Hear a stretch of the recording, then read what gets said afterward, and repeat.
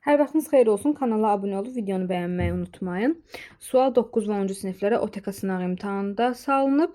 X-in neçə natural qiymətində bu ifadənin qiyməti rasional ədəd olar. Rasional ədəd nədir? Həm tam, həm kəsir ədədlər rasional ədəd sayılır. İndi biz burada X-a elə qiymətlər verməliyik ki, kökdən bir ədəd çıxsın. Məsələn, x-a 1 versək, 7 çıx 1 kök altında.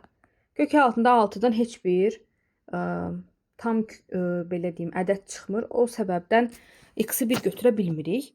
Onda x-i götürə bilərik 3, 7-dən 3 çıxırıq. 4, 4-dən kökdən 2 çıxır. 6 götürə bilərik, 7-dən 6 çıxarıq 1, kökdə 1-dən elə kökdə 1 çıxar.